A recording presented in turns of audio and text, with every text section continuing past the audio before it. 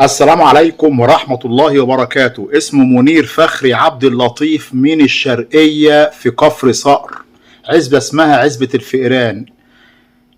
بيشتغل حداد، عنده 42 سنة. أول ما مراته بس عرفت إنه هو عنده نية للجواز عملت إيه؟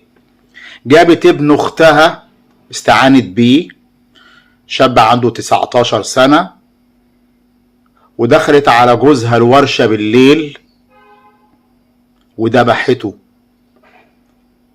ايوه، قطعت رقبته وحطت راسه تحت المنشار علشان خاطر تخفي الجريمة. كل ده علشان خاطر ايه؟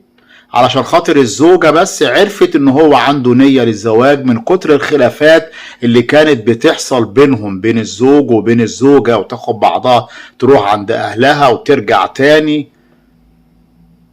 الزوجة هنا زي ما حضراتكم شايفين كده، هو ده كان مصير منير فخري عبد اللطيف، الله يرحمه.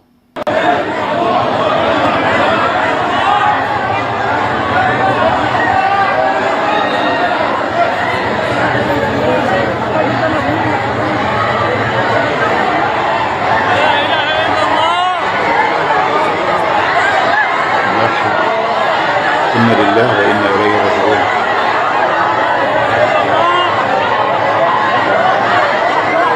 إنا لله وإنا إليه راجعون.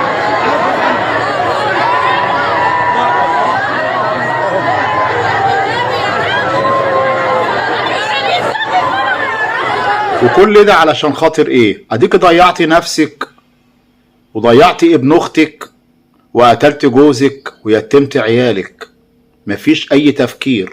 خلاص دلوقتي بقى هو يعني الطريقة بتاعتنا دلوقتي هو بقى بالسلاح الابيض كده، على طول نخلص على بعض بالسلاح الابيض، على طول نقتل بعض. ليه؟ لمجرد بس ان جوزك ده ما عملكيش حاجة، ده الراجل ما عوركيش ولا ذبحك ولا عمل فيك حاجة، ما عملش فيك حاجة الراجل ده. انت عرفتي بس ان هو عنده نية ان هو يتجوز. هو كان الجواز حرام ولا ايه؟ هو الجواز كان حرام؟ ده الجواز على سنة الله ورسوله. طب لو انت مش عايزة ان هو يتجوزك، يتجوز غيرك، يعني لو انت مش عايزه ان هو يتجوز غيرك، او عرفت ان هو هيتجوز واحده تانية وانت مش راضيه بالوضع ده، خلاص اطلبي منه الطلاق. قولوا لو اتجوزت عليا خلاص يطلقني.